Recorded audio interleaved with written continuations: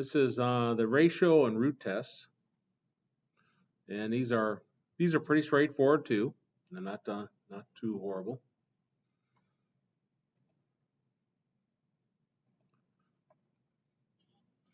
Here's the ratio test.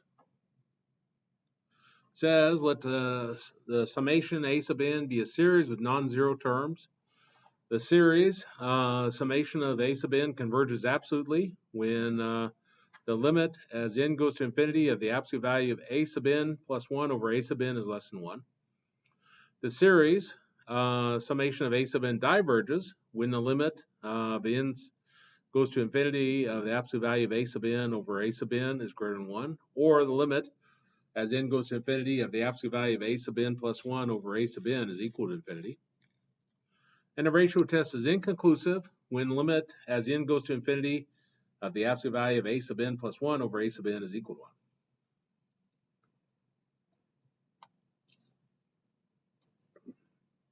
The exact same thing in both these infinities.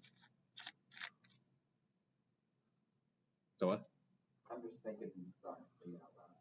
It's just that it's literally still greater than 1 even if it's infinity. I just don't see why they have that out there. Infinity is still greater than 1. Yeah, that is, isn't it? Why do you need it? You don't. I suppose they did that just to really emphasize so people wouldn't think, well, what are you doing to got infinity? Yeah.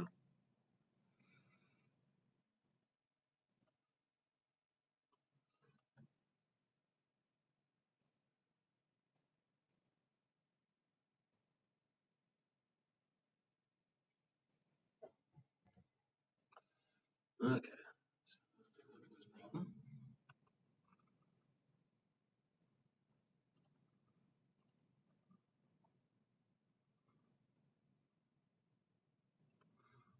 One over 8 to the n power. Use the ratio test to determine the convergence or divergence of the series. If the ratio test is inconclusive, determine the convergence or divergence of the series using other methods. So if it doesn't work, then you go and use something else.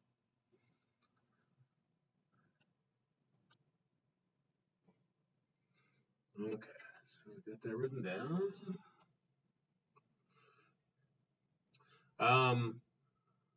First thing is we're going to need to find this limit. So we're going to have a to the n plus 1 over a to the n. So we're building a new function. That's what's inside the absolute value there. If I plug in n plus 1 for the n, I'm going to have 1 over 8 to the n plus 1 over 1 to the 8 to the n. Got a single fraction down here, so you flip it and multiply it times the top part. So it gives us 8n, 8 to the n over 8 to the n plus 1.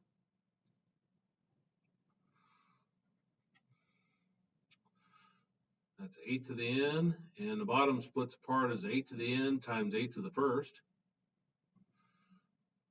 And the 8 to the n's will cancel, and we got 1 over 8. So this is our new function. I think it's best to do the algebra over on the side. And now we're going to look at this limit. So limit as n goes to infinity of the absolute value of a to the n plus 1 or a sub n plus 1 over a sub n.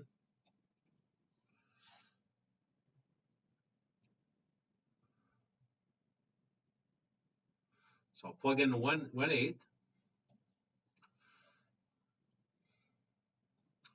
Doesn't matter what n is going to, because there is no n, is there? So this is going to equal to 1/8.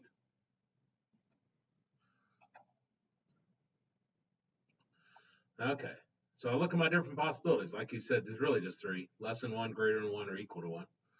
It is less than 1, isn't it? which means that it absolutely converges.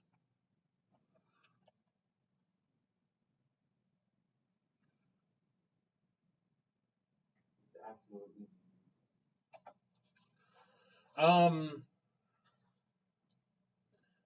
I envision it. Let me get that a little.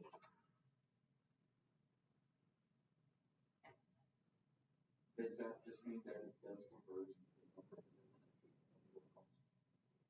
Like, It doesn't diverge ever. It just converges the entire time. okay. So that's the only reason why they say absolutely. Right. They didn't say absolutely, and it's a possibility that it's still In the end, it'll still converge, but we saw those ones before. Remember how they kind of went up and then went down? So that's the way I envision it. Okay, let's take a look at this one. And these really just not much calculus, just a lot of algebra, which is what we're reviewing. And the one algebra just threw me and we'll look at that problem because it was the hardest one in the section, I thought.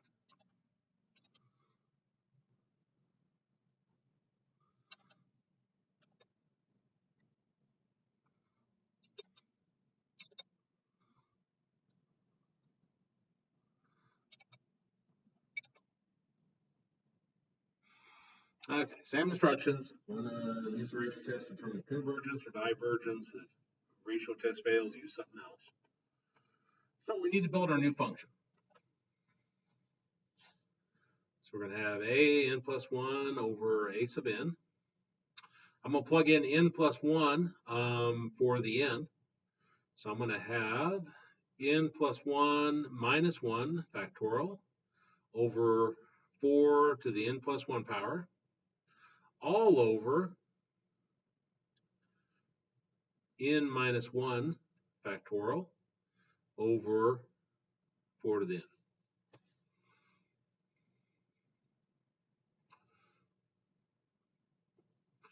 Now I'm going to flip the bottom part and multiply times the top. And on top, 1 minus 1 cancels. So I got n factorial over 4 to the n times 4 to the first. We'll split that up.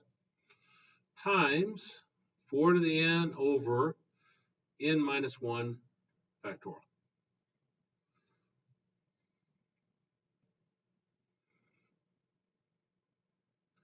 The 4 to the n's cancel there. Now n factorial means 1 times 2 times all the way up to n minus 1 times n over 4. N minus 1 factorial means 1 times 2 all the way up to n minus 1.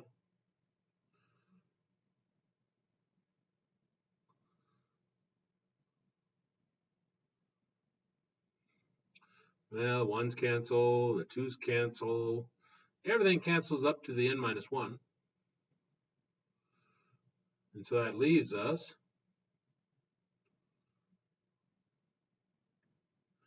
n over 4. So that's our new function. Now we're ready to plug it into this limit. So limit as n goes to infinity of a sub n plus 1 over a sub n. And we want to determine if it's less than 1, greater than 1, or equal to 1.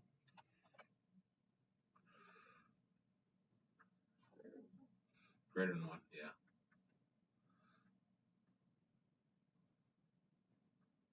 The absolute value can be dropped because the n's positive, 4 is positive. And like you said, you plug infinity in here, and you have infinity over 4, that's infinity. So it's going to infinity. Which, like you say, is greater than 1, which tells us that the original series diverges.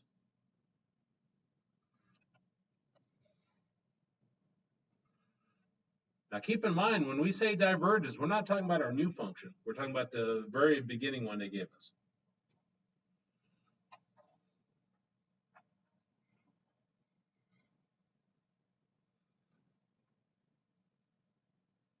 Is okay so far?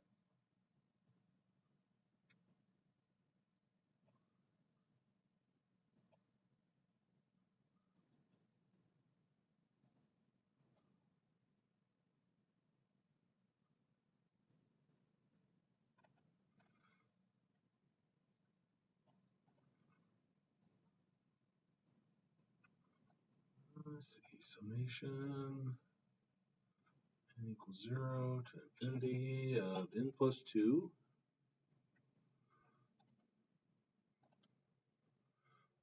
9/7 n plus 1. And again, I want us to use the ratio test. So I need to build my new function. A sub n plus 1 is going to be on top.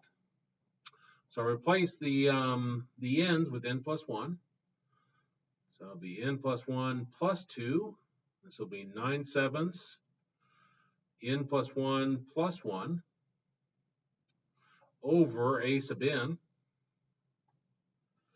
which is n plus 2 in 9/7 n plus 1.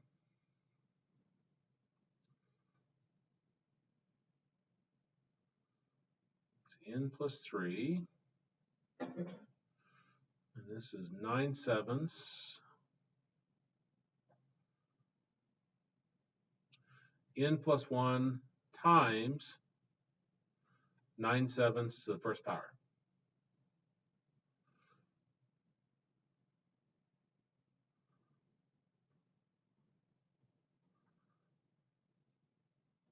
Reason why I split it up in that manner is because I saw I had an n to the n/7 to the n plus 1 down here, didn't I? So I really wanted to cancel that. And since this is n plus 1 plus 1, that's why I can split these up in this manner. Now, since I did that, those are going to disappear.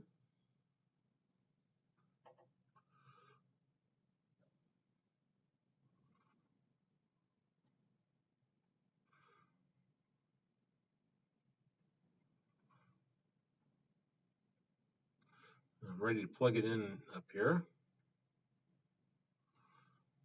So I got n plus 3 over n plus 2 times 9/7.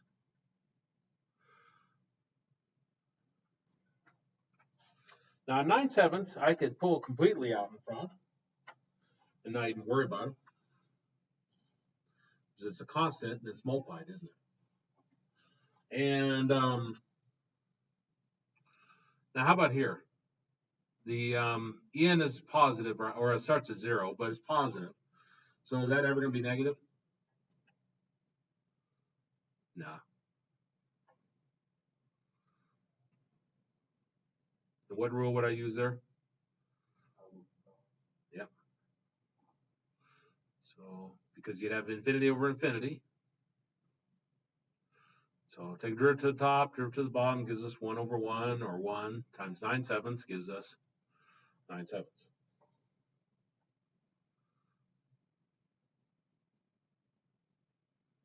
Which greater than 1, which says our original problem diverges.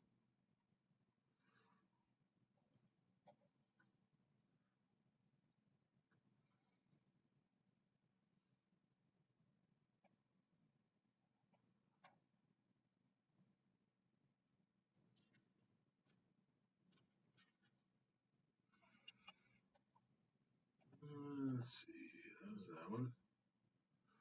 Let's take a look at this one. I'm trying to remember which one's the horrible one. Put little notes on it.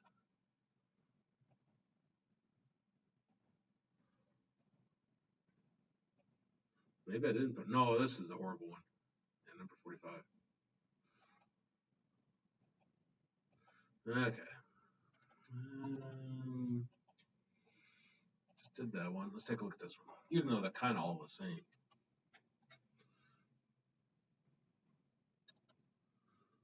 Okay, summation n equals 0.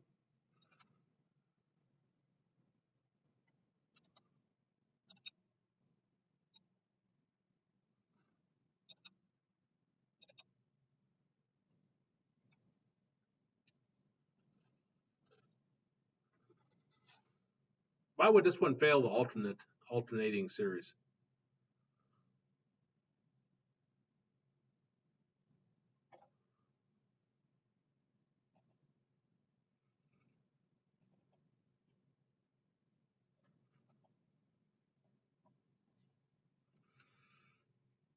You have your limit as n goes to infinity of a sub n, right?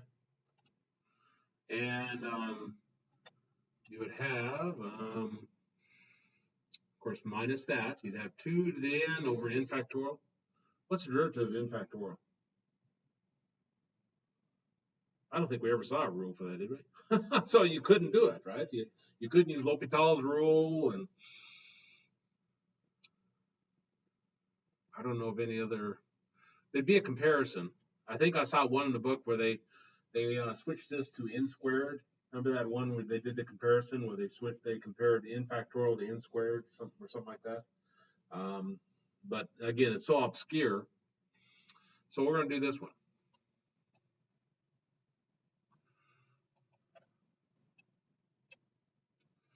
And need to build our new function.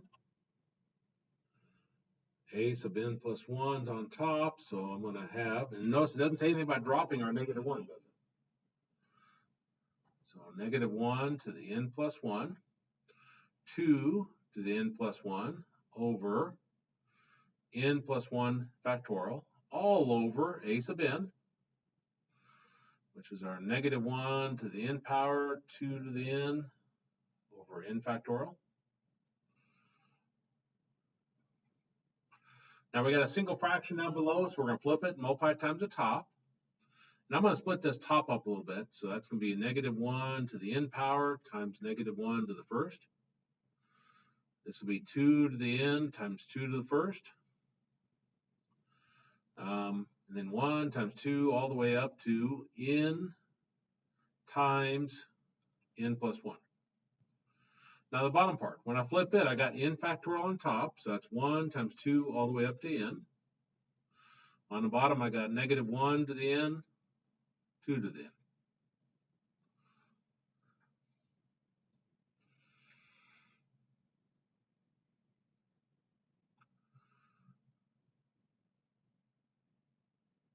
Negative 1 to the n cancels with negative 1 to the n. 2 to the n here cancels with 2n there. 1 times 2 all the way up to n cancels with 1 times 2 all the way up to the n over here. So what am I left with? I'm left with a negative 1 to the first power, which is negative 1 over n plus 1. That's all gone, so that's like a 1. And this is all gone, so that's like a 1. So I guess we're left with negative 1 over n plus 1.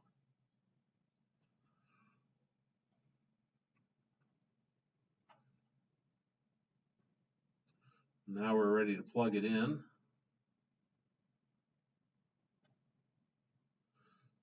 So limit as n goes to infinity of the absolute value of negative 1 over n plus 1. Of course, the absolute value makes a negative 1 positive. When we plug in infinity for n, what's that go to?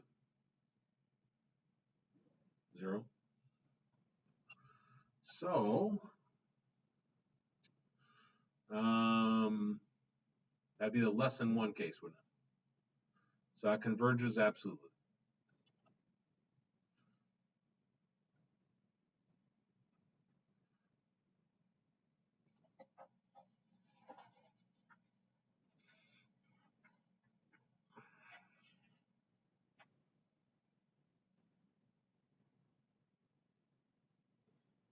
Good so far? Okay.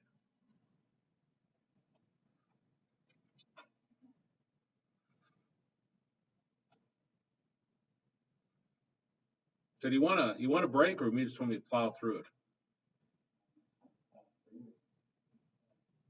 Does anybody need a break? I'm going to be here anyway, so we finish early. I'm going to stay here. The day I leave an hour early is the day administration comes by to evaluate my class. Yeah, I'm doing it. I'm not a very lucky person. So use that time to your advantage. If you need help or anything, if you have questions on the last test or last quiz or anything, stick around and I'll do that. But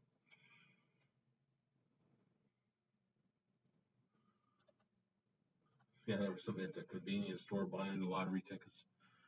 And she said that's the 4th time she's won $500 lottery tickets. Like, oh, I wish I had that kind of luck. I'm not a very lucky person.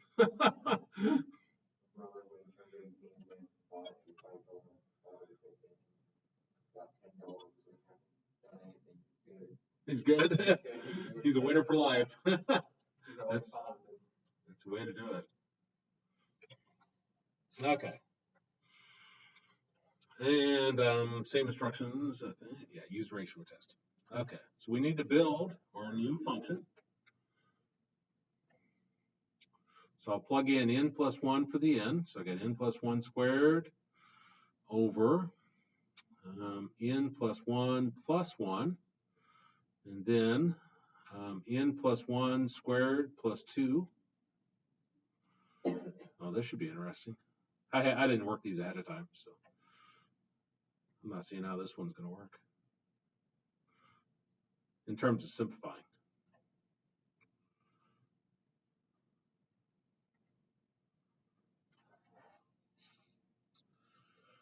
Hmm.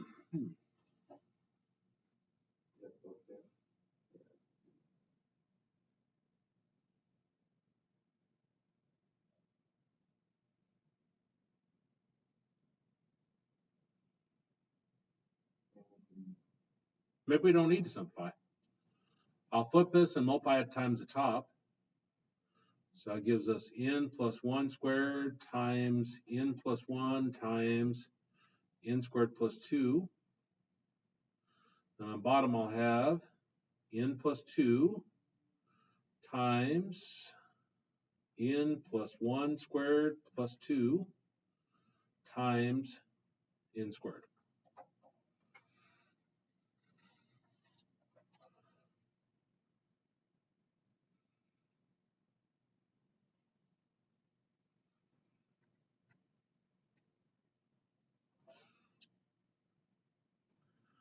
Basically, if I did a lot of algebra and multiplied this all out, I'd have some polynomial over some polynomial, right? And when you plug in infinity into that, you're going to have infinity over infinity, right? And polynomials are perfect for using L'Hopital's rule.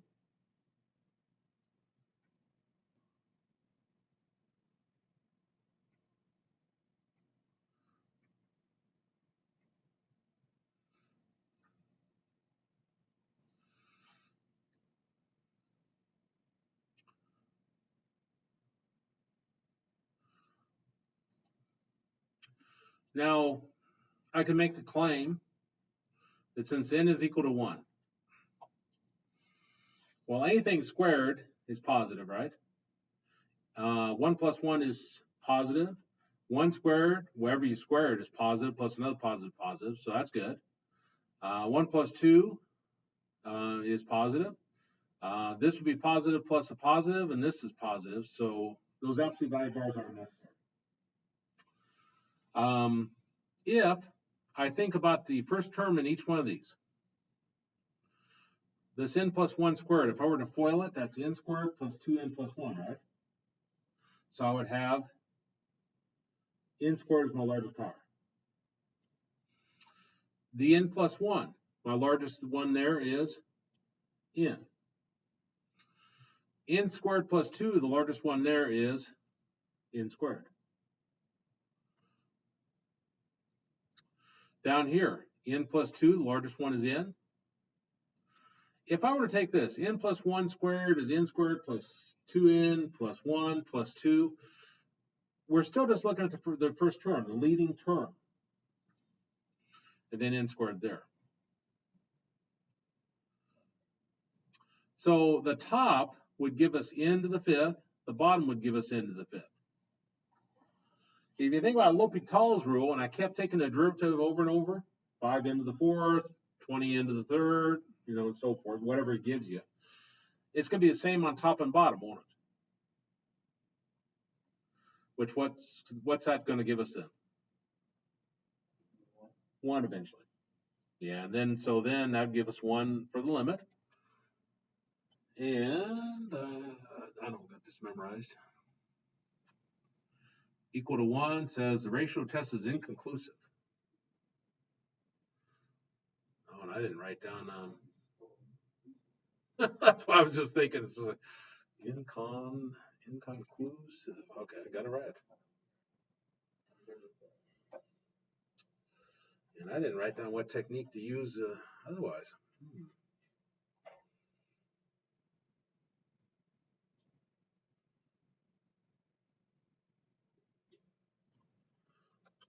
I could cheat, but let me look at this roof.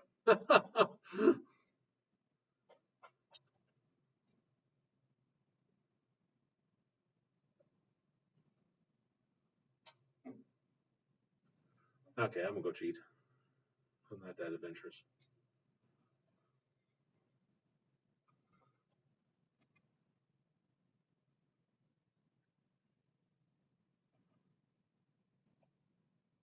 Tried to always mark down which techniques so I wouldn't have to scramble around.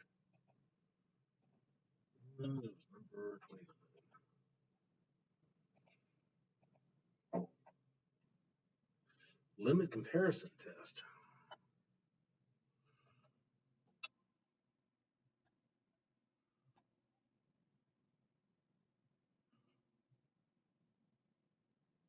Okay, I remember that.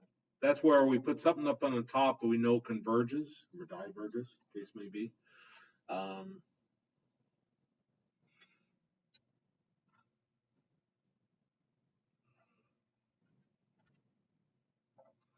So if I take a look at this, limit comparison test,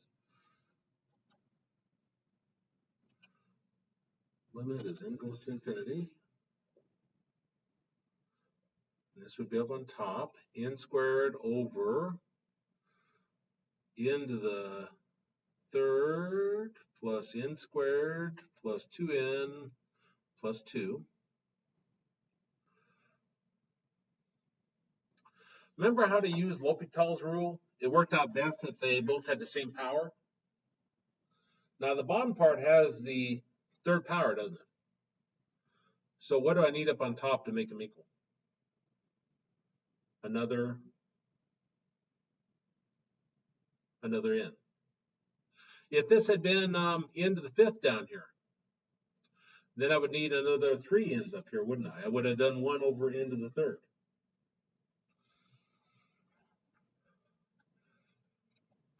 Okay, and so then we're seeing if that gives us a finite positive value. So if I go through and do that, multiply that times the top, that gives us n to the third over all of that. If I took L'Hopital's rule over and over, these terms would drop away, and n to the third over n to the third would eventually just give me 1, wouldn't it? Which is a finite positive value. So that's good. But if I remember right, limit comparison also said that B sub n converges. Yeah. So n equals 1 to this, 1 over n. And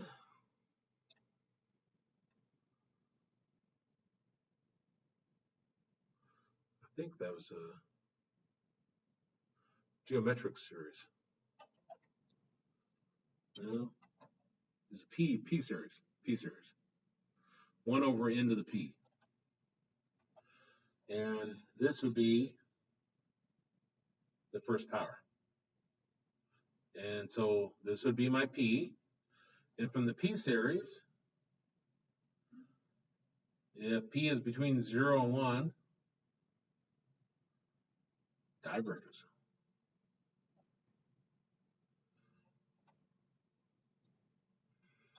Does that really diverge? I guess so. A given series diverges.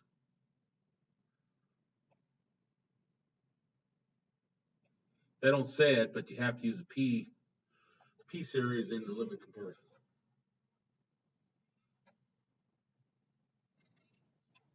That makes sense?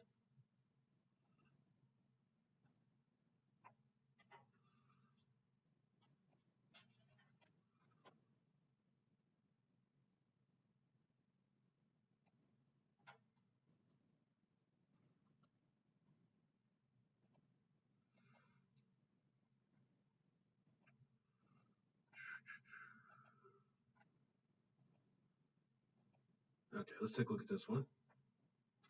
And then we'll look at the ratio, or not the ratio, the root test. I think the root test is easier, except for that one.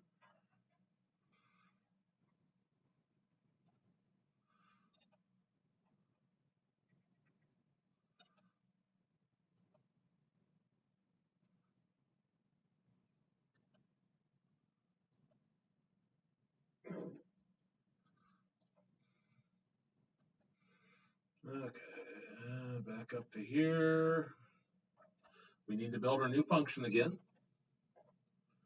So a sub n plus 1, I'm going to have 5 to the n plus 1 over 2 to the n plus 1 over a sub n, which is 5n 2n plus 1.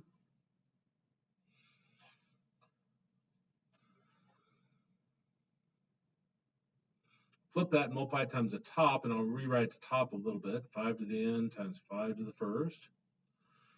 And I'm not sure if this will really help us to rewrite it. I'll leave it alone for now.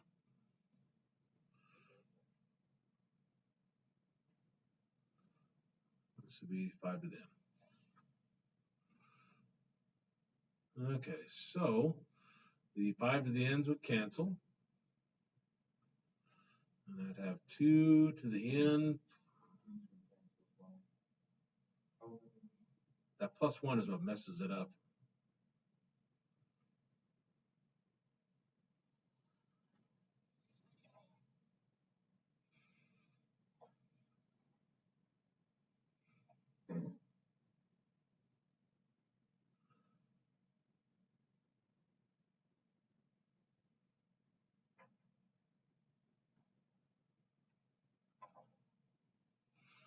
Okay, so limit as n goes to infinity. And I don't need absolute values because this is positive no matter what.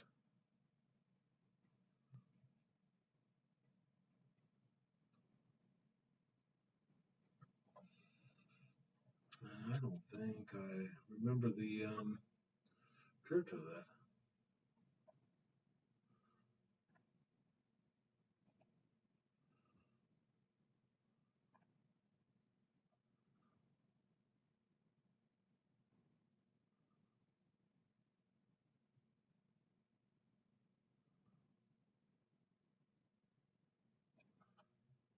Oh, I see what they do. I was trying to think L'Hopital's rule. Would L'Hopital's rule even apply? 2 to the n. It would. It would. Should apply, shouldn't it? What? I just don't remember the derivative for 2 to the n. But what they did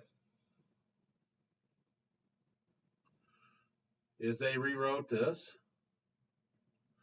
as 2 to the n times 2 to the first. I seem to drop something, didn't I? By 5. So I can't drop that 5 there. So I'll put it out in front.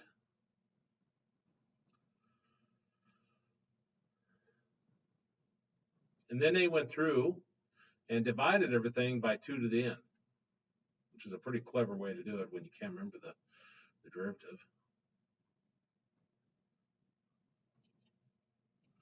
We looked at that technique, not the 2 to the n, but we had like a x to a power inside of a square root. So they divided everything by 2 to the n power.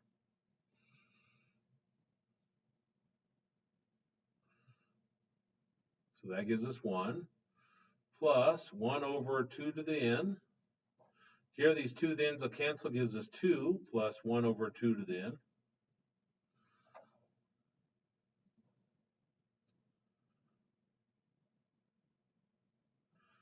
Oh, I didn't need to find the derivative. That would have been obvious. When you plug infinity in for the n, 2 to infinity goes to infinity, 1 over infinity is 0, so those drop away, and you got 1/2, which gives us 5/2.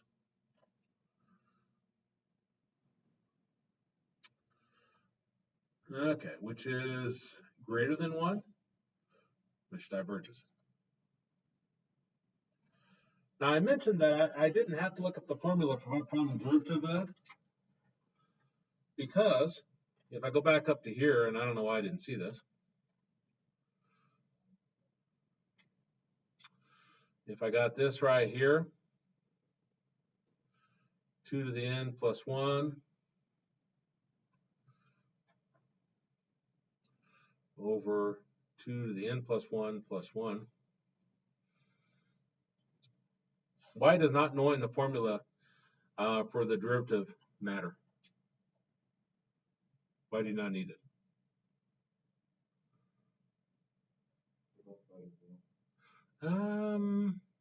Well, I can rewrite it this way. Now, what does the derivative of 1's go to? Just not there, right? So that disappears. So if I take the derivative of the top with respect to n, like that, this down here, this is a constant. Constant you can put out in front. And then take the derivative with respect to n of 2 to the n. Those will cancel automatically, won't they? That's why I didn't need to, I didn't even see that. L'Hopital's rule would have worked, but I didn't need to look up the formula. You can if they're exactly the same like that. Now, if one of them gives you 0, and you have division by 0, no, that wouldn't be. But otherwise, you can.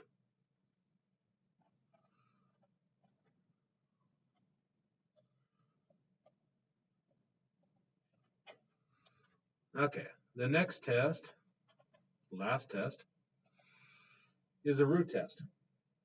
It says a series, summation of a sub n converges absolutely when limit as n goes to infinity of the nth root of the absolute value of a sub n is less than 1.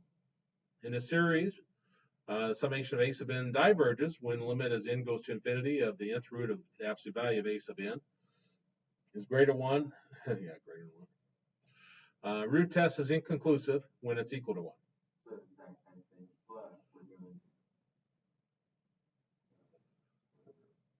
The nth root. And the reason why you do the nth root, they don't really say this, is you do the nth root because you have n as your power. Like if you look at these here, n to a power. We have n as our power. We have n as our power. N is our power. So there's a pattern. That's the only time you really can use this. The idea is the nth root and the n power cancels each other. Okay.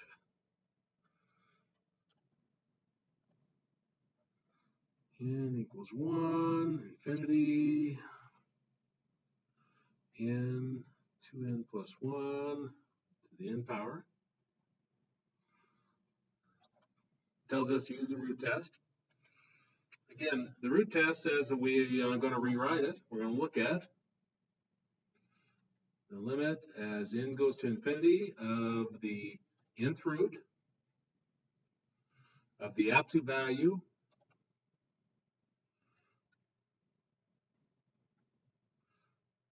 of that.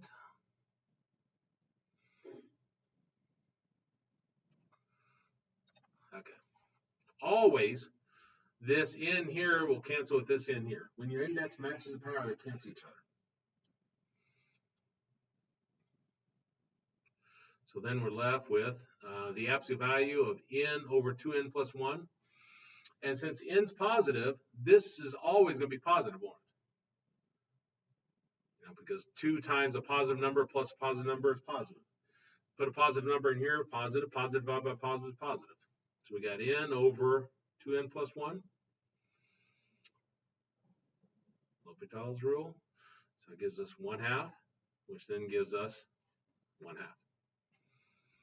And what's that say then? 1/2 is less than 1.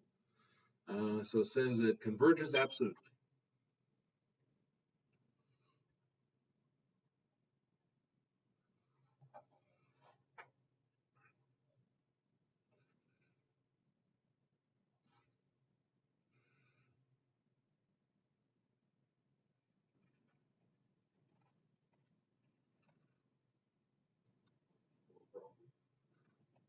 all these are real short. You could look at them and see, like this one here. Envision the n canceling away with the nth root. And then you got limit of this. You keep taking, well, you take L'Hopital's rule one time, you got what? 3. Yeah, so, which is greater than 1. So what does our rule say? I don't remember. Diverges. You want to see that one? Want to see it? Huh? You got it? Okay. This one's a little bit different.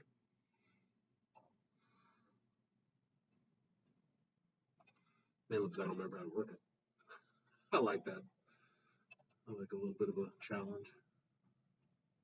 Although I think this next one's a little bit too big of a challenge. -1 to the n power. Natural log of n to the n.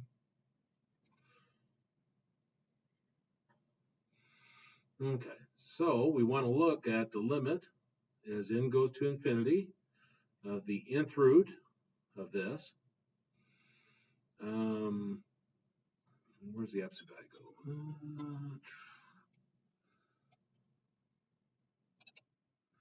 So absolute value of -1 to the n. Natural log of n.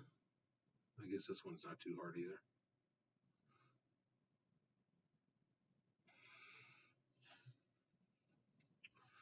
Because I could rewrite that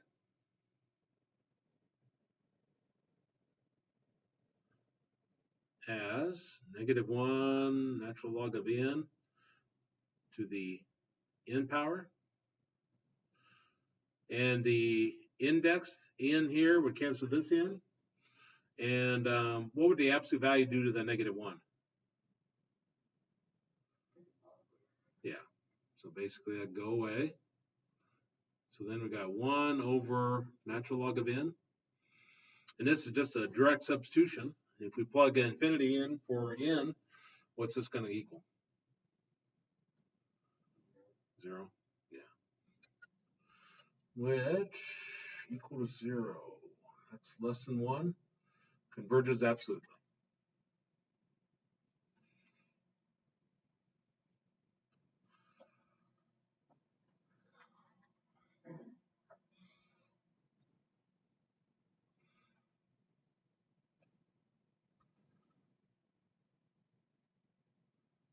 Okay, hardest problem of the night.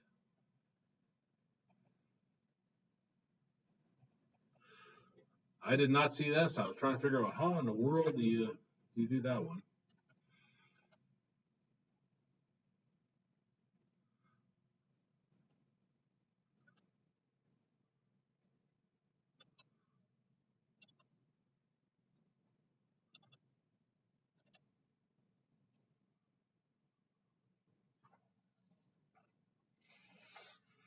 Okay, so if I think of it as limit as n goes to infinity of the nth root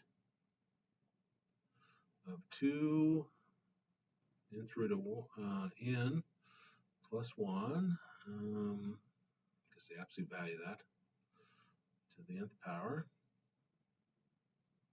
Of course, the n's cancel, right?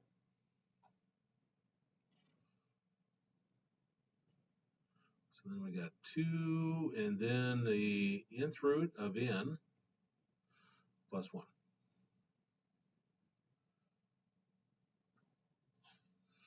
And then I thought, well, what happens when what's inside your radicand goes to infinity and the index goes to infinity? And I was trying to envision what that would mean. Now, the 2 doesn't bother us. The 1 doesn't bother us, does it? The only thing that bothers us is this right here. So what they did is they let y equal to the nth root of n. That's kind of the trick. So you're going to examine this separately.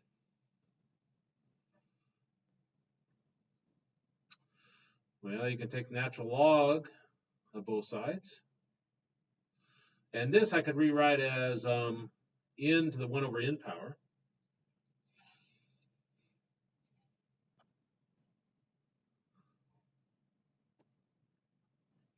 And I can take that out in front.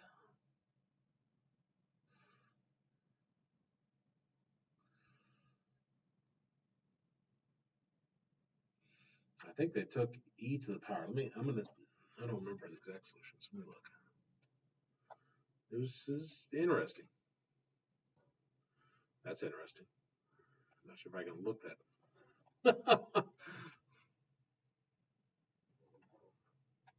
What in the world? Show me that little white bar. That white bar. Oh, so I've screwed that up somehow. Oh, Well, it looked normal before. Huh. Interesting. Well, I can probably see it. Okay, put the 1 over n out in front. Okay, and then study that limit. Okay. What did they do with the left side then? They ignored the left side.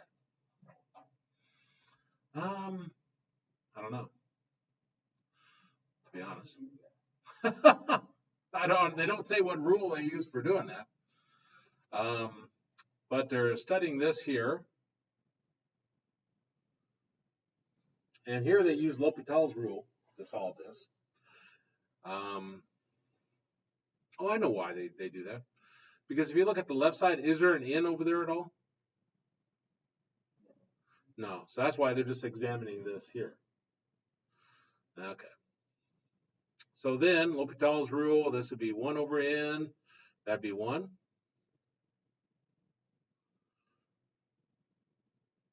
Now 1 would disappear, and I got 1 over n. And when you plug infinity in, this goes to what?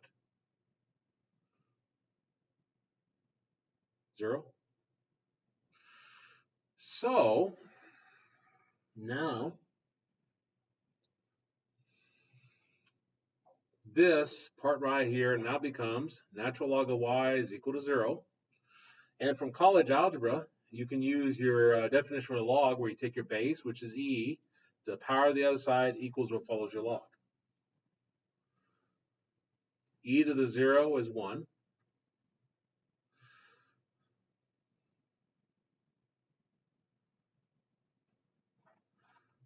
Back to here. We said that y is equal to the nth root of n.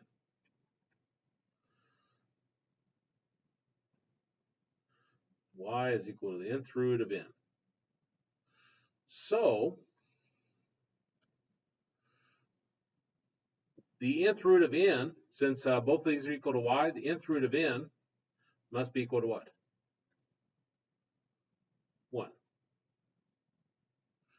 Okay, so having said that, we know that studying this limit as n goes to infinity of this is 1. So we got 2 times 1 plus 1, which gives us 3. To be honest, I would never have saw that in 1,000 years. I thought it was a real interesting problem, though, because it was the hardest one in the section. All the other ones I immediately saw, but that one's just like, okay. Back to the test here. It's equal to 3, which is greater than 1, which means it diverges.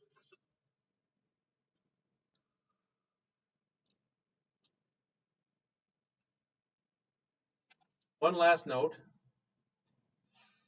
They give you some general guidelines for testing a series for convergence or divergence. Does the nth term approach 0? If not, the series diverges. And that's kind of the whole idea anyway. It's sitting there approaching, going to 0, right? Instead of flying out of sight. Is a series one of the special types? Geometric, p-series, telescoping, or alternating? Alternating members, we have the -1.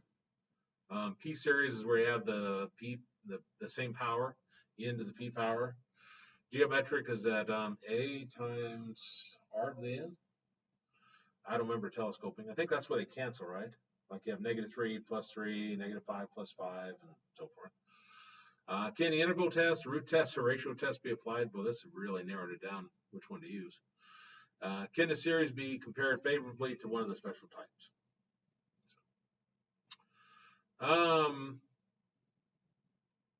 Questions on any of that? Now, since last time I had you do all those problems in class, I wasn't going to give you a quiz over the stuff from last time unless you want a quiz. I'll go with majority vote. You want a quiz? Who want a quiz?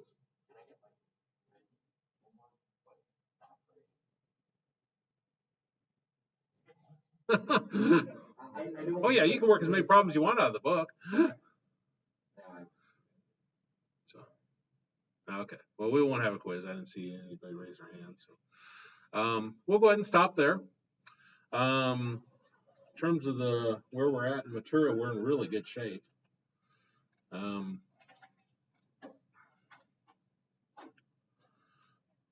Let's see, got 16 weeks total. And I built time in at the end for a lot of time at the end for extra time, thinking we get behind. We're now at the end of this week. This will be our 8th one, and we'll probably do 9-7, probably 9-8. I hate to let you go too early next time. But then again, I guess if we finish the material, we can always go to the next chapter. So that just helps you in Calc 3 anyway. Well, we'll go ahead and stop there.